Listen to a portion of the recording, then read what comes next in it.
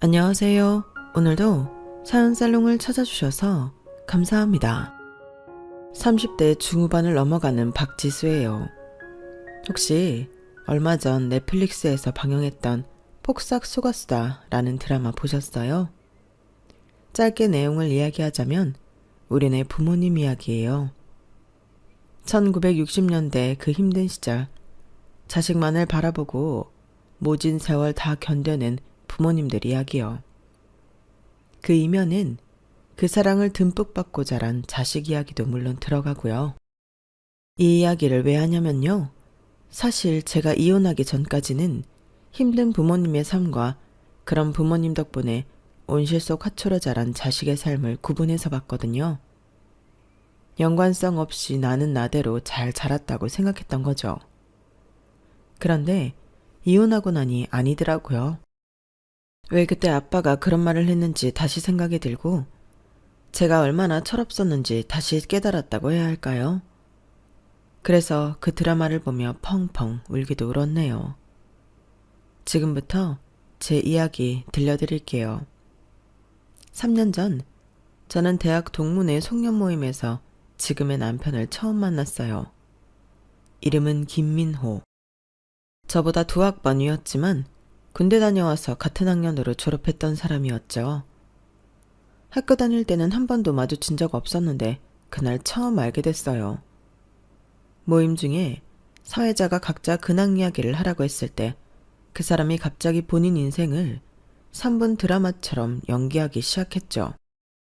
취업했다가 퇴사하고 사업 실패하고 재취업한 과정을 코믹하게 표현하는데 표정 연기가 너무 웃겨서 술 마시던 사람들이 다들 뿜을 뻔했던 기억이에요. 저도 몰입돼서 눈길이 가면서 그쪽만 계속 보게 되더라고요.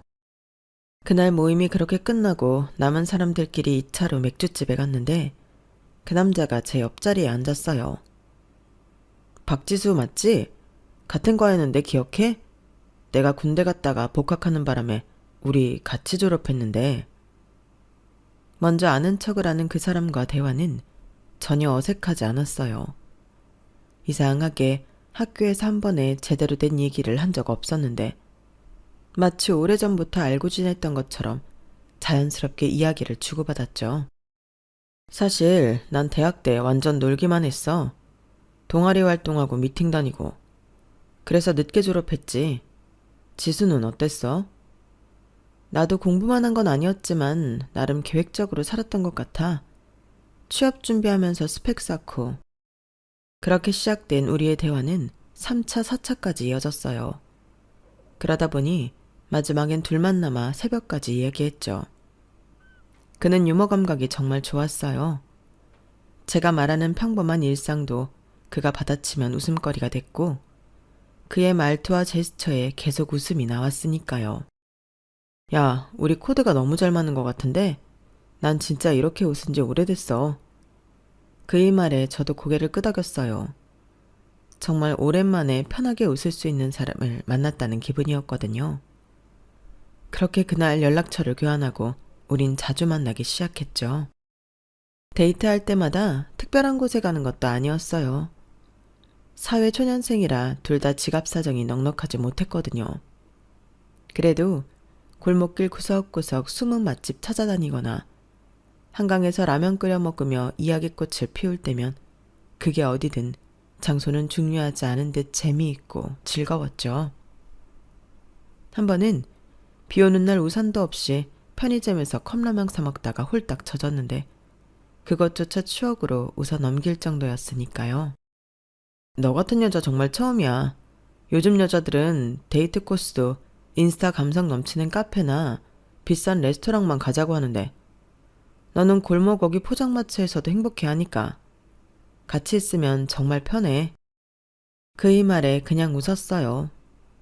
사실 저는 그냥 맛있는 음식과 좋은 대화면 충분했기에 그가 특별하다고 느끼는 게 오히려 저 역시 신기하게 느껴졌죠.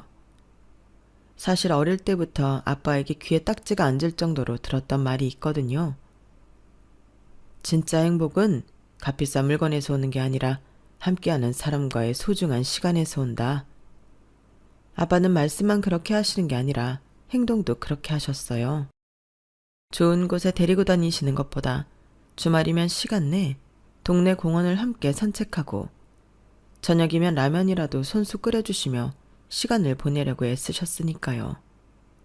그 덕분에 저 역시 무엇이든 사람의 마음이 제일 중요하다는 걸 알며 자랐으니 저에겐 그다지 특별하지 않았죠. 난 오히려 자기가 더 신기해.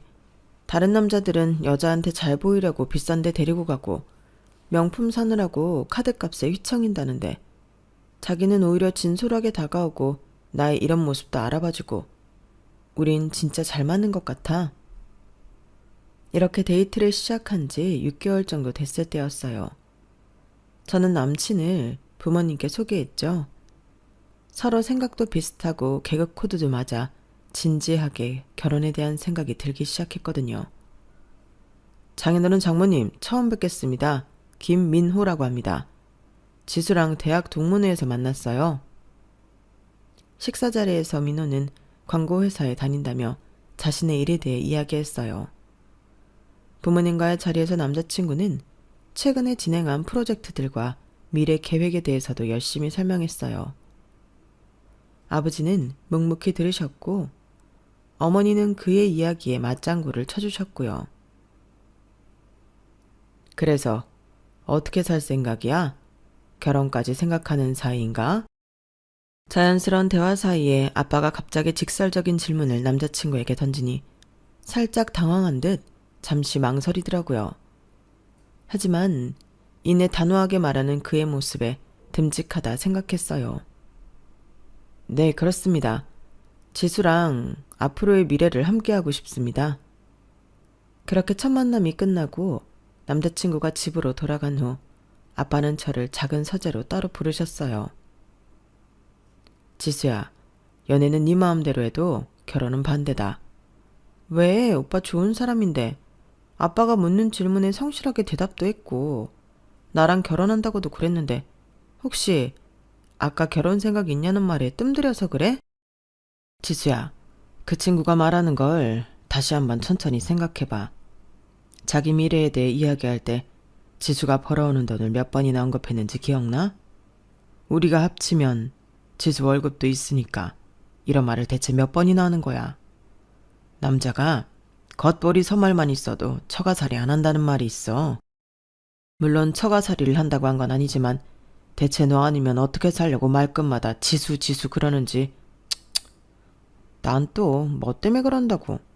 아빠, 요즘은 다들 그래. 남자가 다 책임지는 시대는 옛말이지. 요즘 외벌이로 애도 못 낳아. 그리고 잘 키운 딸 대학까지 다 보내놓고 집에 들어앉아 애나 봤으면 좋겠어? 아빠 그런 거 싫어하면서 왜? 그런 걸로 오빠 트집 잡고 그래. 부모 덕 안 바라고 스스로 하려고 하는 게 오히려 더 이쁜 거 아니야? 지수야, 결혼이 생각하는 것처럼 그렇게 간단한 게 아니야. 아빠도 물론 우리 지수가 일하면서 자기 꿈 펼치길 원하지. 하지만 여자는 어쩔 수 없어. 애 낳고 키우다 보면 애가 눈에 밟히고 생물학적으로 여자가 남자보다 몸도 더 약하니 어떤 경우에도 처자식 굶어 죽이지 않는다는 믿음을 보여주는 게 맞는 거지. 그런데 그놈은 말끝마다 지수가 돈 버니까 만약의 상황은 생각 안 해? 아빠, 그건 반대로도 생각해야지. 오빠가 아플 수도 있는 거고 요즘은 애 키워도 육아휴직 아빠들도 많이 하는걸? 아빠가 무슨 걱정하는지 아는데 시대가 많이 변했어. 남녀 평등 시대잖아. 아무리 시대가 변했어도 남자는 사랑하는 여자 고생하는 걸 못 봐. 아무리 봐도 그놈은 너를 책임지겠다는 마음보다 남들 하는 결혼 하고는 싶고 손해는 죽어도 싫으니까 너를 택했다는 생각밖에 안 든다. 솔직히 전 이해하기 어려웠어요. 저나 남자친구 같은 생각을 하는 사람들이 주위에도 많았으니까요. 제 기본적인 생각이 성인이 결혼한다면 누가 누구를 부양하고 부담하는 게 아니라 서로 독립된 인격체로 자신의 일을 해내야 한다고 생각했거든요. 그래서 문제될 게 없다고 생각했죠. 다만 아빠의 살아오신 부분을 생각하면 어느 정도 이해는 할 수 있었어요. 아빠는 평생 굳은 일을 하셔도 엄마가 고생하는 모습은 보기 싫다고 하셨으니까요. 덕분에 평생 주부로 사신 엄마는 늘 소녀 같으세요. 아빠는 아마 저도 그런 삶을 살길 원하셨을 거라 짐작했어요. 하지만 자식 이기는 부모 없다고 저와 남자친구 사이는 아무 문제 없으니 결혼 진행은 생각보다 빠르게 이루어졌고 결혼식 전날까지는 아빠는 저에게 말씀하셨네요. 지수야, 지금이라도 아니라고 생각하면 안 해도 돼. 아빠가 다 처리할게. 똥인지 된장인지 먹어봐야 한다고 한다면 더 말릴 수 없겠지만 마지막으로, 정말 마지막으로 한 번만 더 묻는 거야. 아빠, 정말 결혼식 전날까지 이럴 거야? 상견례도 다 했고 내일 식장 들어가는데 아빠가 그렇게 말하면 나 속상해. 그냥 축하해주면 안 돼? 그래, 네가 네 힘으로 지지고 볶고 산다고 했으니까 어디 한번 잘 살아봐. 다시 한번 말하지만 그놈하고 사는 동안에는 아빠한테 바라지 마. 안 바래. 아무것도. 셀프효도 하기로 했다니까? 그러니까 아빠도 오빠한테 괜히 친근하게 안 한다고 서운해하지 마. 내가 더 잘할게. 알았지? 그래, 잘 살아. 보란듯이 잘 살아. 그렇게 저는 아빠의 반대를 무릅쓰고 결혼했어요. 결혼식에 들어가는 비용이 아깝다는 생각에 작게 올리고 신혼여행도 국내로 간소하게 다녀왔죠. 아빠는 처음엔 섭섭해하셨지만 결국 저의 결정을 존중해 주셨어요. 결혼 초기에는 정말 행복한 일들만 가득했던 기억이에요.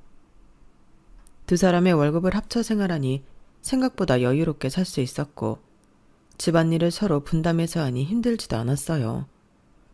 오히려 퇴근 후 집에 오면 기다리는 사람이 있으니 이야기가 끊이지 않았고 이래서 다들 결혼하는구나 싶은 생각에 정말 깨소금 볶는 신혼생활을 했으니까요.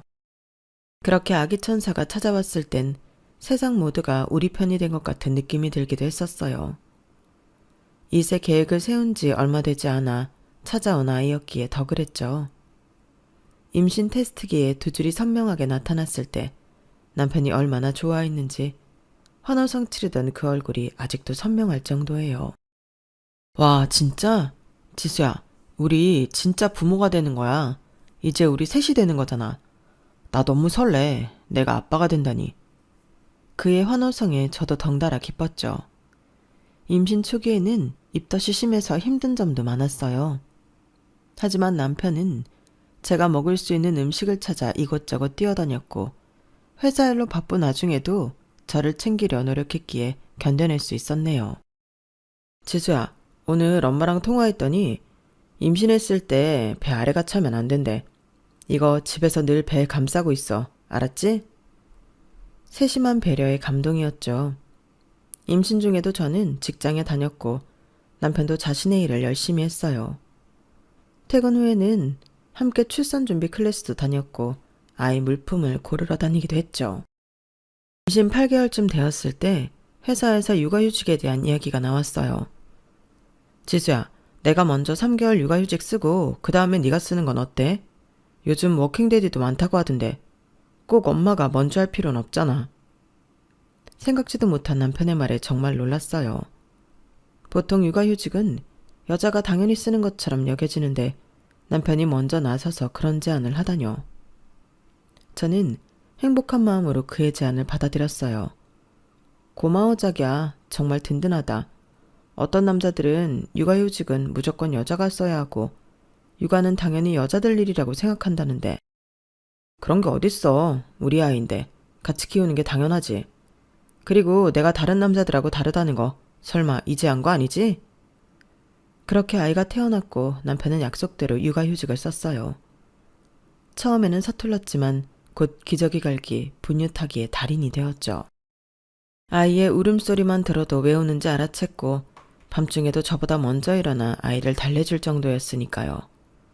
퇴근하고 집에 오면 아이를 안고 있는 남편의 모습이 너무 사랑스러웠어요. 지수야, 오늘 세진이가 내 얼굴 보고 웃었어. 너도 봤어야 했는데 정말 예뻤어. 아, 이것 봐. 내가 동영상으로 찍어뒀어. 휴대폰 화면 속에는 웃고 있는 아이와 함께 있는 행복한 남편의 모습이 담겨 있었죠. 3개월이 지나고 남편이 회사로 복귀하고 제가 육아휴직을 시작했지만 그는 여전히 집안일과 육아를 반반씩 나눠 했어요. 주말이면 아이를 업고 장을 보러 가기도 하고 저녁 밥을 차려주기도 했죠. 지수야, 오늘은 내가 요리사. 자기는 우리 세진이 보고 있어. 나 혼자서도 잘할 수 있으니까 걱정하지 말고. 오늘 저녁 기대하라고. 장난스럽게 요리사 모자를 쓰고 앞치마를 두른 남편의 모습에 웃음이 나왔어요. 정말 완벽한 남편, 완벽한 아빠였죠. 이런 모습을 보면 아빠의 우려가 기우였다는 생각이 들었고, 그래서 가끔 아빠에게 전화해서 우리 행복한 모습을 자랑하기도 했네요. 아빠, 오빠가 세진이 기저귀도 잘 갈고 요리도 잘해. 주말에 한번 놀러와. 보면 정말 깜짝 놀랄걸? 아빠는 웃으며 다행이라는 말씀만 하셨어요. 제 행복을 진심으로 바라셨을 분이라는 걸 알고 있으니 더 일부러 전화해 말했던 것 같아요. 아빠가 걱정하는 것처럼 자기 이익만 챙기는 사람 아니라는 그 말, 그 걱정을 덜어내고 싶었던 거죠. 그러던 어느 날 갑자기 퇴근하고 돌아오는 남편의 얼굴에 그늘이 보였죠. 자기야, 오늘 회사에서 무슨 일 있었어? 점심때까지만 해도 별다른 말 없었는데 왜 갑자기 얼굴이 어두워? 퇴근하면서 엄마한테 전화 왔는데 엄마가 계단에서 넘어져서 다리를 다치셨어. 수술해야 한대. 어머, 많이 다치셨어? 지금 어디 계셔? 지금은 응급실이야. 형이 먼저 가 있고. 그럼 지금 가자 빨리. 저희는 서둘러 병원으로 향했어요. 시어머니는 계단에서 넘어져 다리가 골절된 상태였고 수술이 필요하다고 했죠. 수술비가 좀 많이 나올 것 같아. 보험은 있지만 자기 부담금이 있거든. 그렇겠지. 그래도 어떻게 부모님인데. 500만 원 정도 예상하는데 형이랑 이야기해야겠지만 간병인도 써야 해서 300 이상은 내야 할 텐데 우리 반반 부담하자. 그 말의 순간 멈칫했어요. 왜 갑자기 반반이란 말이 나오지? 라는 생각이 들었거든요. 결혼할 때부터 우리는 셀프 효도를 하자고 약속했고 각자 자기 부모님에 대한 책임은 자기가 지기로 했었거든요. 물론 도와달라면 당연히 부모니까 도울 순 있지만 반반이라는 말은 생각지도 못했어요. 반반? 그러니까 자기 말은 자기가 300 이상 내야 하니까 적어도 나보고 150은 내란 얘기야? 솔직히 갑자기 큰돈 내는 건 나도 부담이야. 명절이나 생신 때 용돈이야 예상하고 내가 드릴 수 있는 거지만 나 혼자 감당하기엔 좀 큰돈이야. 다른 데 쓴다는 것도 아니고 부모님 건강과 관련된 거니까 반반씩 부담하는 게 좋을 것 같아서. 이건 특수 상황이잖아. 안 그래? 순간 머릿속이 복잡해지더라고요. 갑자기 300만 원이라는 돈을 지출해야 한다니 큰 부담으로 느껴지는 건 맞고 부모님 일인데 계산적으로 행동하는 게 옳을까 하는 양심적 가책도 조금 느껴지더라고요. 그런저런 생각을 하다 보니 불현듯 결혼 전 아빠가 했던 말이 떠올랐어요. 자기 손해보기 싫어한다는 그 말. 하지만 대수롭지 않게 넘어갔죠. 부모님 건강과 관련된 일이라고 남편이 먼저 말했으니 나중에 제 부모님이 아프더라도 남편에게 도움을 받는다면 손해볼 건 없다고 생각했으니까요. 그래 알았어. 함께 부담하자. 시어머니의 수술은 다행히 잘 끝났고 간병인의 도움을 받아 집으로 돌아가셨어요. 저희는 주말마다 시댁에 가서 집안일을 도왔고 간병비와 병원비도 함께 냈죠. 그렇게 무리해서 회사와 육아, 시어머니 간병까지 해서 그런지 갑자기 몸살에 걸리게 되었어요. 심한 독감에 걸려서 고열이 나고 몸이 아팠죠. 아이는 돌이 지난 상태였지만 아직 많은 도움이 필요했어요. 자기야, 나 정말 손 하나 까딱 못하겠어. 세진이 이유식도 만들어야 하는데 세진이한테 감기 옮기면 어떡하지? 왜 그런 걱정을 해? 내가 있잖아. 당신은 푹 쉬어. 내가 세진이 이유식도 만들고 퇴근도 좀 당겨서 어린이집에서 일찍 데리고 올게. 그렇게 말한 남편은 제 죽까지 끓여주며 혼자 고군분투하더라고요. 아침 일찍 일어나 세진이 옷을 입히고 어린이집에 등원시키고 퇴근하기 전 먼저 집에 와 청소하고 음식을 만든 후 세진이를 데리고 왔어요. 3일 정도 푹 쉬고 나니 열도 내려가고 움직일만 해지더라고요. 자기야 고마워. 나 이제 좀 살 것 같아. 자기 아니었으면 나 정말 힘들었을 거야. 이래서 다들 혼자보다 결혼하는 게 좋다고 하나 봐. 뭘 이런 걸로. 이제 다 나았다니까 다행이다. 그래도 무리하지 마. 그렇게 일상으로 돌아왔는데 이상한 점을 발견했어요. 제가 아프기 전과 다르게 남편이 집안일이나 육아에 전혀 손을 대지 않는다는 점이었죠. 전에는 분명 분담해서 했는데 갑자기 모든 일을 저한테 미루는 것 같았어요. 자기야, 세진이 똥 쌌나 봐. 기저귀 좀 갈아줘. 내가 저녁 준비하고 있어서 지금 기저귀를 못 갈겠어. 지난번에 늦었더니 발진 생겨서. 미안한데 지금 나 회사에서 온 메일 급하게 확인 중이야. 오늘 야근해야 하는데 일찍 나왔거든. 빨리 답변해줘야 하는 거라 이거 다 하고 할게. 그러더니 한참을 컴퓨터 앞에서 일어나지 않더라고요. 결국 제가 기저귀를 다 갈고 씻긴 후 저녁을 차렸죠. 이런 상황이 며칠 계속되자 이상하다는 생각이 들더라고요. 자기야, 요즘 많이 바빠? 바쁜 건 알겠는데 왜 요즘 집안일이나 세진이 돌보는 거나 혼자 하는 느낌이 드는지 모르겠어. 어제 분리수거도 나 혼자 하는데 피곤하다고 씻으러 가버리고. 내가 예민한 거 아니지? 회사가 바쁘기도 바빴는데 요 며칠 당신 아팠을 때 내가 전부 다 했잖아. 난 아침에 일어나 너 먹을 죽까지 끓였어. 오늘이 딱 3일째니까 내일부터 나도 같이 할게. 그럼 됐지? 그때 머리를 한 대 띵 맞은 것 같았어요. 남자는 사랑하는 여자 고생하는 꼴 못 본다는 아빠의 말 그땐 이해하지 못했는데 무슨 말인지 알 것 같다는 느낌이 들더라고요. 정말 기브앤테이크 딱 준 만큼 받는다는 건가? 싶은 생각이 머릿속에 자리 잡기 시작할 즈음 청약에 당첨되었어요. 경기도에 위치한 신도시로 35평 남양 아파트였고 단지 내 작은 공원도 있어 아이 키우기에 좋은 환경이었죠. 와, 드디어 우리 집이다. 신혼 때부터 모은 돈이 이렇게 쓰이는구나. 남편도 저도 기뻤어요. 이사 준비를 하면서 남편에게 느꼈던 서운한 감정들이 잊혀지고 새 집에 대한 기대감으로 가득 찼죠. 그렇게 이사 당일이 왔고 우리 세 가족은 설레는 마음으로 새 집으로 향했네요. 세진아, 이제 여기가 우리 집이야. 네 방도 따로 있고 놀이터도 가까이 있어. 그새 자란 아이는 아장아장 걸으며 집안 곳곳을 돌아다녔고 그 모습을 보며 남편과 저는 바닥에 층간소음 매트 먼저 구입해야겠다며 웃었던 기억이에요. 저희는 열심히 집을 정리하고 가구도 새로 사서 배치했죠. 특히 거실에는 고급스러운 원목 테이블과 의자를 들여놓았어요. 특별히 골랐던 것들이었죠. 이거 진짜 오래 쓸 수 있는 거래. 내구성도 좋고 1,000원 원목이라 환경에도 좋대. 비싸긴 하지만 품질은 확실해. 이사하고 며칠 뒤 아침 식사 중에 일이 벌어졌어요. 아이가 갑자기 인상을 쓰며 불편한 표정을 지었는데 저는 그 표정이 무엇을 뜻하는지 잘 알고 있었죠. 세진아 기다려. 엄마가 데려갈게. 화장실 가고 싶을 때 나오는 표정이라 저는 아이를 급히 안아 화장실로 데려가려 했는데 그 과정에서 의자가 뒤로 넘어지며 바닥에 쿵 하고 떨어졌어요. 강화마루 바닥이 의자 모서리에 찍히는 소리가 났죠. 뭐야? 지수야, 조심 좀 해. 바닥에 기스나면 지워지지도 않는 거 몰라서 그래? 남편의 목소리가 예상외로 날카로웠어요. 아이가 더 급한 상황이라 일단 화장실로 데려갔고 돌아와서 바닥을 확인했죠. 작게 패인 자국이 있었지만 심각한 정도는 아니었어요. 세진이가 급해서 가다 보니 그럴 수 있지. 크게 상한 것 같지도 않은데 아침부터 왜 큰 소리 내고 그래. 서로 기분 나쁘게. 크게 상한 것 같지 않다고? 이게 얼마나 비싼 마루인지 알아?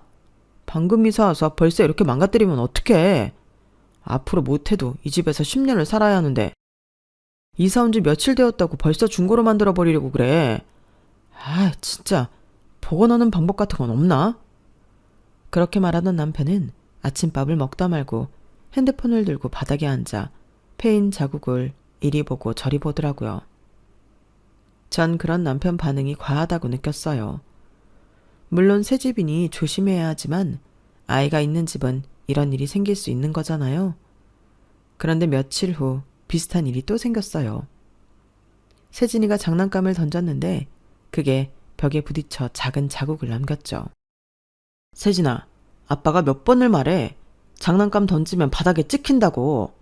싼장판이랑 다르게 마루는 계속 자국이 남는다고. 자기야, 세진이가 장난감을 던진 건 잘못한 게 맞아. 그건 주의를 줘야 하는 거야.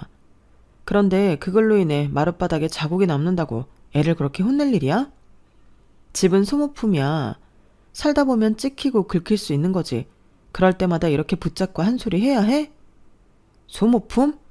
이 집에 들여오려고 내가 얼마나 힘들게 돈을 모았는데 그런 소리를 쉽게 해. 돈? 자기만 모은 거 아니잖아. 우리 똑같이 모은 돈으로 산 거야. 우리 둘이 함께 벌어서 산 돈인데 왜 내가 당신 눈치를 봐야 해? 눈치? 힘들게 번 돈으로 산 집이니까 아끼자는 게 그렇게 눈치 볼 일이야? 당신이 그렇게 생각하니까 우리 세진이가 뭘 보고 자라겠어? 난 규칙을 가르치는 것뿐이야. 이야기는 점점 감정 싸움으로 번졌어요. 집이라는 물건을 아끼는 것과 아이의 행동에 대한 교육 방식까지 연결되면서요. 그날 밤 저는 침대에 누워 생각에 잠겼어요. 신혼 때는 분명 서로 비슷한 가치관을 가지고 있다고 생각했는데 시간이 지날수록 민호의 본 모습이 드러나는 것 같았어요. 아빠가 걱정했던 그 모습들이 하나둘씩 현실이 되고 있는 건 아닐까 머릿속이 복잡했죠. 생각해보니 이런 일만 있었던 게 아니었어요. 임신하고 우리는 중고차를 구입했었는데요. 당시 새 차를 살 여유는 없었고 아이가 태어나면 차가 필요할 것 같아서 상태 좋은 중고차를 찾아 여기저기 돌아다녔던 기억이 나요. 이 차가 가격도 적당하고 상태도 괜찮아 보이는데 어때? 차를 구입하고 난 후 남편은 그 차를 마치 새 차인 것처럼 관리했어요. 차는 관리하면 할수록 더 오래 타고 가족들이 안전하다는 말에 저도 내심 싫지 않았던 것 같아요. 그런데 생각해보면 좀 과했던 거죠. 새 차는 기본이고 실내에 작은 흠집 하나 생기는 것도 용납하지 않았거든요. 자기야, 임신 때문에 주전부리하고 싶은 마음은 아는데 차 안에서는 과자 먹지 말아줘. 부스러기 떨어지면 청소하기 힘들어. 그땐 자기 물건에 애착이 강한 사람이라고 생각했어요. 차 관리를 잘해야 나중에 중고로 팔아도 값을 쳐준다는 말에 노력하는 모습이 왜 그때 멋있다고 생각했는지 모르겠어요. 하지만 이제 보니 그가 물건을 아끼는 이유는 단순한 애착이 아니라 손해보는 것을 극도로 싫어하는 성격 때문이었던 거예요. 시부모님 병원비는 반반 부담하자고 하면서 제가 아플 때 도와주는 건 나중에 받아내야 할 빚처럼 여기고 집이나 차 같은 물건은 자신의 재산으로 여겨 지나치게 소중히 여기는 모습이 아빠가 걱정해서 모습들인가 싶었던 거예요. 그렇게 시간이 흐르던 중 친정아빠의 칠순이 다가왔어요. 날짜를 확인하고 저는 고민에 빠졌죠. 아빠에게 특별한 선물을 해드리고 싶었거든요. 여러 가지 생각을 하다가 문득 좋은 아이디어가 떠올랐어요. 해외여행. 아빠는 평생 일만 하시느라 한 번도 비행기를 타본 적이 없으셨어요. 건강하실 때 좋은 곳도 구경시켜드리고 싶었죠. 시간이 지나면 더 여유가 생기겠지만 그때까지 아빠 건강이 보장되리라는 법은 없었으니까요. 인터넷으로 여행 정보를 찾아보며 계획을 세우고 저녁에 남편에게 말을 꺼냈어요. 자기야, 아빠 칠순 다가오는데 잔치 크게 하는 것보다 해외여행을 보내드리는 게 나을 것 같아. 요즘 가족끼리 하는 추세기도 하고 생각해보니 아빠가 평생 비행기 한 번 못 타보셨더라고. 더 나이 들어서 가면 힘들기만 하고 그래도 아직 정정하시니까 더 늦기 전에 다녀오면 좋을 것 같아. 핑계김에 우리도 함께 해외여행하고 좋잖아. 안 그래? 뭐? 장인어른 칠순에 해외여행을 보내드리자고? 비행기 값이 얼마인지 알고 하는 소리지? 아버님 생신이 휴가철이라 비행기값 완전 성수기인 거 알고는 있어? 동남아 쪽으로 다녀오더라도 아무리 싸야 인당 비행기 값이 50만 원인데 우리끼리 가면 어른만 4명이야. 비행기 값만 200만 원이라고. 해외여행이 다 그렇지 뭐. 어른들 모시고 가는데 좋은 계절에 좋은 곳 가려면 비행기 숙박 다 저렴한 건 없더라. 우리 아빠가 앞으로 사실 날 중에서 제일 건강할 때가 칠순이잖아. 그러니까 비싸도 가는 게 좋을 것 같아. 비싸도 가는 게 좋다고? 말 나왔으니까 하는 소린데 숙박은? 당신 말대로라면 숙박도 싼 데서 묵을 수 없잖아. 안 그래? 장모님 장인어른하고 불편하니 한 방에서 지낼 수도 없는 노릇이고. 세진이야 어려서 베드 하나 추가한다 쳐도 방도 2개 잡아야 하는데 숙박비에 비행기 먹는 것까지 생각하면 돈 1,000만 원 우습게 깨지겠네. 남편의 반응에 순간 말문이 막혔어요. 아빠의 생일을 축하하는 마음으로 제안한 거였는데 남편은 바로 돈 계산부터 하고 있었거든요. 근데 뭐 솔직히 비행기값, 숙박비, 먹는 거 뭐든 반은 우리 가족이 해외여행 간다고 하더라도 쓰는 돈 아니야?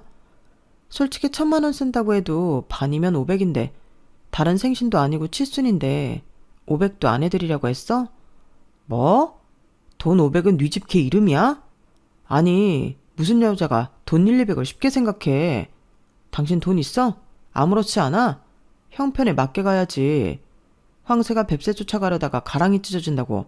당신 속담 몰라? 뭐야? 자기 설마 내가 돈 반반씩 부담하자고 할거봐 미리 선수 치는 거야? 됐어. 당신 보고 여행 경비 부담하라는 소리 안 할 테니까 해외여행 가지 말라는 소린 그만해. 당신 그게 무슨 말이야. 돈 반반씩 부담하자고 할까봐 선수 친다고? 말 참 이상하게 한다. 형편에 맞게 가자는 거지. 우리 형편도 형편이지만 솔직히 처갓들 형편에 해외여행이 말이나 되는 소리야? 남들이 들으면 웃어. 빚내서 구색 맞추느라 자식들 등골 휘는 줄 모르고 좋다고 다녀왔다는 소리 듣는다고. 내가 돈도 아깝기도 하지만 꼭 돈만 아까워서 하는 소리가 아니야. 남들이 욕한다고. 당신은 당신 부모님 동네 사람들이 손가락질하면서 자식 등골 빼먹는 부모라고 욕하고 다니면 좋겠어? 그냥 제주도나 가. 요즘 국내 여행도 좋은 호텔 많아. 괜히 어르신들 모시고 해외여행 갔다가 음식 안 맞아 고생하는 경우 많대. 돈은 돈대로 쓰고 욕은 욕대로 먹고 사이 멀어지는 집 한둘 아니라고. 돈이 아깝다고? 부모님한테 쓰는 돈이 아깝다고? 내가 언제 너한테 돈 달라고 했어? 왜 이래 너라니. 오빠한테. 뭐야 너 찔리는 거 있지? 돈 1,000만 원 쓰는 게 아깝지 않다고 하는 거 보니까 너 나 모르게 모은 돈 꽤 되나 보다? 막말로 병원비도 아니고 내가 부담할 이유도 없는데 우리 가족 여행하는 거다 뭐다 그럴싸하게 포장하는 거 보니까 너 진짜 너무한 거 아니야? 그럴 돈 있었으면 융자 갚을 생각 먼저 했어야지. 지금 나가는 이자가 얼만데. 우리 새 아파트 이사 왔다고 이 집 완전히 우리 거 아니야. 은행 끼고 있어. 정신 똑바로 차리고 얘기해. 정신 똑바로 차려야 할 건 내가 아니라 너겠지. 이제 알겠다. 아빠가 했던 말이 뭔지. 뭐? 무슨 소리야. 그럼 그렇지. 장인어른 칠순에 해외여행 가져간 게 당신 생각이 아니었던 거지? 장인어른이 괜히 너한테 바람 넣은 거지. 그렇게 안 봤는데 장인어른 너무하시네. 우리 새 아파트 이사 오니까 살만한 줄 아시나 봐. 아니면 부러워서 그러신가? 아니 그렇잖아. 평생 당신은 다 쓰러져가는 빌라에 사니까 새 아파트 분양받았으니 부자 된 줄 아시는 거 아니냐고. 그러지 않고서야 지금까지 사치 안 부린 네가 해외여행 소리가 나올 리 없지. 난 또 괜히 걱정했네. 장인어른 정말 너무했다. 기가 차더라고요. 제 속에서 참고 있던 분노가 폭발하고 말았죠. 그동안 제가 얼마나 눈을 감고 있었던 건지, 그리고 아빠가 얼마나 명확하게 보고 있었는지 제대로 한 방 먹으면서 깨달았으니까요. 네가 참 대단하다. 내 부모님을 그렇게 함부로 말하다니. 제정신이라면 배우자 부모를 그렇게 말하지 않겠지. 처가 예쁘면 처갓집 말뚝에도 잘한다는데 너는 내가 얼마나 웃으면 우리 부모님을 욕하냐? 나는 내 아빠 칠순에 평생 한 번도 못 가본 해외여행 보내드리고 싶다고 말했을 뿐인데 네 입에서는 부자, 사치, 형편, 이자 이런 말들만 나오네. 내가 사람 새끼가 아니라 계산기랑 살았네. 야, 이 여자가 미쳤나? 뭐라고? 계산기? 야, 말 똑바로 해. 한 번 내지르면 그걸로 끝인 줄 알지? 다녀오고 현실을 보면 그 돈 어떻게 할 건데? 이 집 대출금은 평생 은행빚 갚으며 허덕일 거야? 노후 대비는 안 해? 비행기표 살 돈 있으면 그 돈으로 대출금 같은 게 우선이지. 길 가는 사람 100이면 100 다 잡고 이야기해봐라. 이거 봐 이거 봐. 인사드리러 갔을 때 오래된 빌라 사는 거 보고 내가 설마 했는데 괜한 게 아니네. 야, 너 그렇게 살만하다 싶은 착각으로 돈 펑펑 쓰면 니네 부모님처럼 되는 거야. 다 늙어서 쓰러지는 빌라에서 살고 싶어서 그래? 아주 막 나가자는 거지? 뚫린 입이라고 아주 막 싸지르네. 야, 니네 엄마 아플 때 300만 원도 아까워서 반반하자고 하는 놈이 1000만 원 해외여행에 쓴다고 하니까 니 돈 안 써도 아까워 죽겠냐? 뭐? 뭐라는 거야 이 여자가 지금. 왜? 딱 네 밑바닥 들키고 나니 할 말 없지? 남들처럼 살고는 싶고 혼자는 죽어도 그렇게 살 자신 없으니 반반 부담해서 그럴듯하게 이끌어줄 사람이 필요했던 거잖아.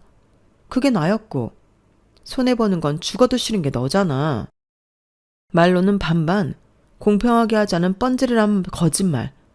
아니, 밴댕이 소갈딱지보다도 더 좁고 좁은 너한테 5만 장 다 떨어진다 떨어져. 그러다 이혼 소리까지 나오겠다? 못할 거 없지. 아빠가 그토록 너에 대해 경고했는데 못 알아먹은 내가 등신이지. 내가 내 발등 찍었지. 이건 또 뭔 소리야. 해외여행 가고 싶다고 네 여파에 바람 넣는 것들은 모자라 날 반대하셨다고?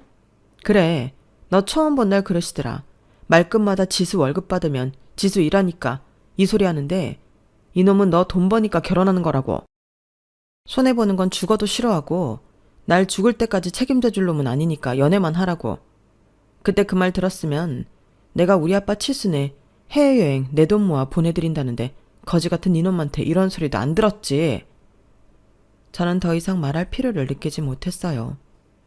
방으로 들어가 여행값을 꺼내 필요한 물건들을 급하게 넣기 시작했죠. 남편은 뒤따라와 계속 소리를 질렀어요. 이혼? 이딴 걸로 이혼한다고? 당신 제정신이야? 돈 얘기 좀 했다고 이혼이라니. 이혼 사유가 뭔지는 알고 있어? 그런 건 법원에서도 인정도 안 해. 뭐 하는 거야? 지금 진짜 나갈 생각이야? 그냥 좀 싸운 거지 이혼할 이유가 되겠어? 네가 지금 실수하고 있는 거야. 좋은 말 할 때 가방 내려놔. 지금 내려놓으면 내가 그래도 오빠니까 봐준다. 이대로 가방 싸서 나가는 순간 나도 너 안 봐줘. 이혼하면 너만 손해지. 난 손해볼 것도 없어. 세상 천지 이런 이유로 이혼한 여자 누가 받아나 주겠어? 짐 싸는 내내 이런 남자였나 싶더라고요. 좋았던 날들이 머릿속으로 스쳐가며 그 모습이 자신이 손해보는 게 없으니 나왔던 행동이라는 게 서글프더라고요. 아빠 말 들을걸. 그 생각이 머릿속에 계속 차오르니 눈물이 멈추지 않았어요. 야, 박지수. 울어? 당황스러운 게 누군데 울어? 잘 생각해봐. 이게 다 장인어른 때문이잖아. 이런 거 가지고 이혼하는 집이 어딨냐고. 그냥 딱 잘라 아니라고 하면 되잖아. 당신이 못하면 내가 할게. 형편에 맞게 가자고 했을 뿐인데 돈 보태주실 것도 아니면서 왜 이러시냐고 말하면 알아들으시겠지. 자식 갈라서는 꼴 보시면서까지 해외여행 가고 싶으시겠냐고. 칠순이 뭐 대수라고.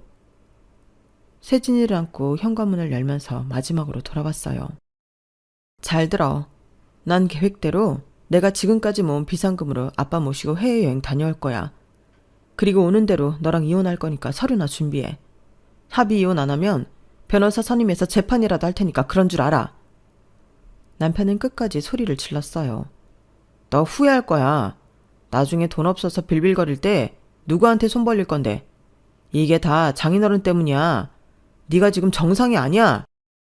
그 소리를 뒤로하고 저는 세진이와 함께 집을 나왔어요. 택시를 타고 친정으로 향하면서 마음은 무거웠지만 동시에 오랜만에 느끼는 해방감도 있었죠. 마치 평생 메고 있던 무거운 짐을 내려놓은 것 같았어요. 친정에 도착했을 때 아빠는 문 앞에서 저를 보시더니 놀라셨지만 이내 아무 말도 없이 안아주셨죠. 마치 이미 다 알고 계셨던 것처럼요. 아빠는 그저 제 등을 토닥이며 말씀하셨어요. 괜찮다 지수야. 네가 스스로 깨달았으니까 이제 앞만 보면 돼. 그렇게 저는 친정아빠를 모시고 하와이로 여행을 떠났어요. 부모님과 세진이 그리고 저. 넷이서 떠난 여행은 부모님에게도 세진이에게도 저에게도 큰 선물이 되었죠. 평생 일만 하며 살아오신 아빠가 처음으로 비행기를 타고 푸른 바다를 보시는 모습은 제게 큰 감동이었어요. 지수야, 세상이 이렇게 넓구나. 평생 일만 하다 보니 이런 걸 못 봤네. 아빠의 눈가에 맺힌 눈물을 보며 그리고 아빠의 손을 살포시 잡는 엄마를 보며 제가 내린 결정이 옳았다는 확신이 들었어요. 세진이도 처음 보는 바다와 야자수에 신이 나서 뛰어다녔고 저는 오랜만에 마음의 평화를 느꼈죠. 여행에서 돌아온 지 한 달 후 남편과 법원 앞에서 만나기로 했어요. 이혼 서류에 도장을 찍기 위한 마지막 절차였죠. 멀리서 남편이 오는 모습이 보였어요. 예전보다 훨씬 깔끔하게 차려입고 온 그를 보니 씁쓸한 웃음이 나왔네요. 지수야, 생각 많이 했어? 남편은 마치 제게 큰 은혜를 베푸는 것처럼 말을 이어갔어요. 지금이라도 미안하다고 말하면 이미 다녀온 거 뭐라고 하지 않을 테니까. 이게 마지막 기회야. 기회 좋아하시네. 난 아쉬울 거 없어. 서류에 도장만 찍고 가자. 법원에서의 절차는 생각보다 빨리 끝났어요. 이혼 서류에 서명하고 나오는 길. 주차장 쪽으로 향하는 저를 남편이 뒤따라 나왔어요. 택시 타려면 저쪽으로 가야 하는데? 여자들 자존심이 그래? 괜히 아무렇지 않은 척하면 뭐가 달라? 발걸음을 재촉했지만 그는 계속 따라오며 말을 이었어요. 이혼 서류에 도장 찍었지만 지금이라도 마음 변했으면 말해. 너 그렇게 용서해줄게. 세진이는 잘못 없잖아. 아무리 세상이 변했어도 여자 혼자 애 키우면서 살기 팍팍하다고. 오빠가 너그러운 마음으로 말할 때 못 이기는 척 해야지. 여자가 그런 맛도 없냐? 계속되는 그의 말을 무시하고 주차장으로 걸어가 차 키를 꺼내 삑 하는 소리와 함께 차량 문을 열었어요. 너 차 샀어? 남편의 놀란 목소리가 들렸어요.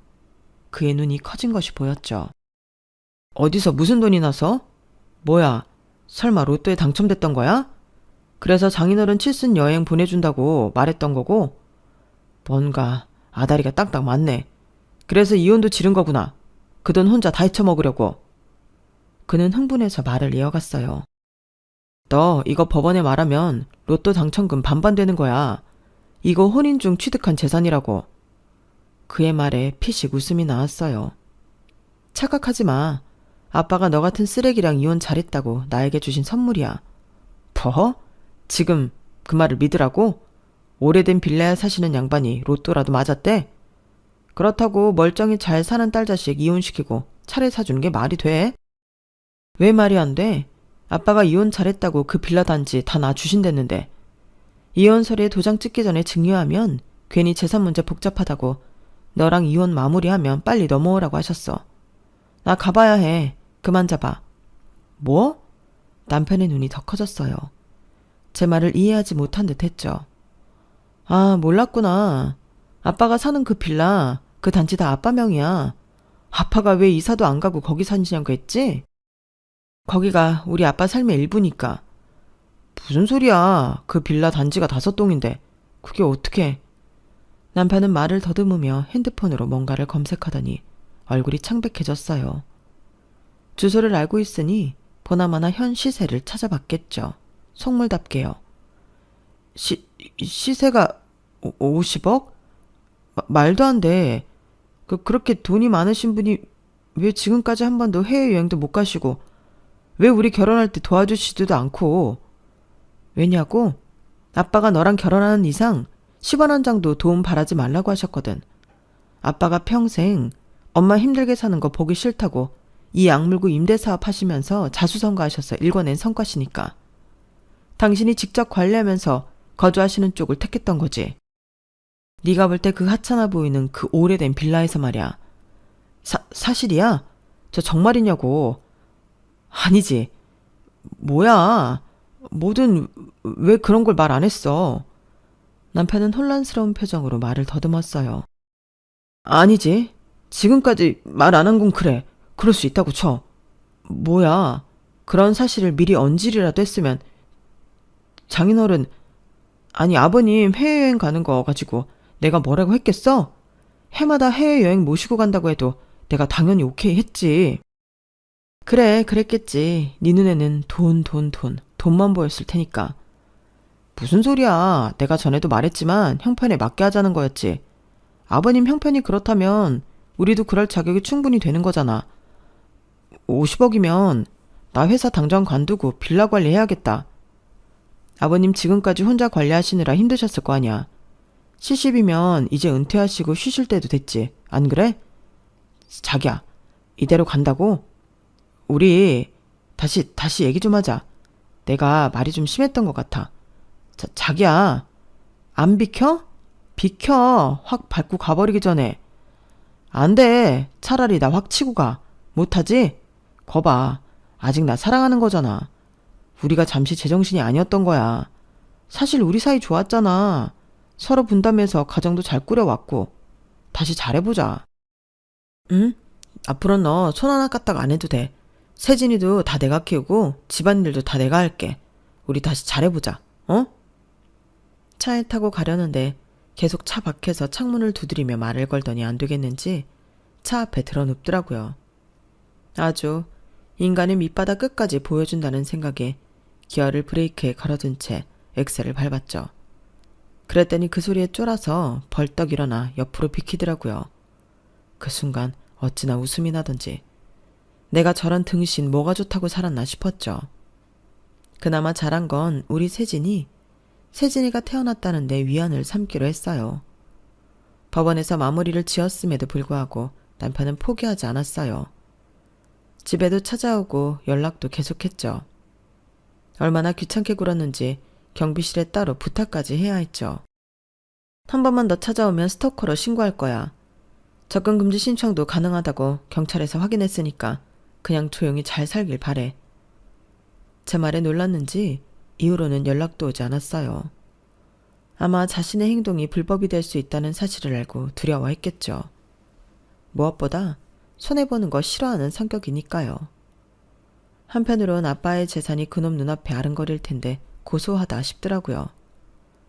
그렇게 저는 친정에서 새로운 삶을 시작했어요.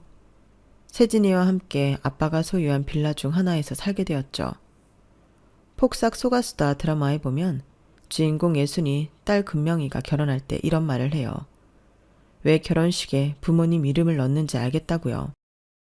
그건 바로 부모님의 자식이기 때문이죠. 정말 쉽고 당연한 진리. 누구보다 내 행복을 바라는 부모님이라는 걸 이렇게 돌고 돌아 깨닫게 되었네요. 그리고 그 금명이가 아빠에게 이런 말도 했어요. 정주영이 아빠 바꾸자고 해도 안 바꾼다고요. 제 마음도 딱 그래요. 정말 많이 사랑하고 존경합니다. 제 이야기는 여기까지입니다. 들어주신 분들 감사드리고요. 소중한 가족들과 함께 행복하시길 바랍니다. 여러분, 사연 댓글에 응원과 현명한 조언 부탁드려요. 좋아요와 구독은 저에게 큰 힘이 됩니다. 오늘도 좋은 일 가득하세요.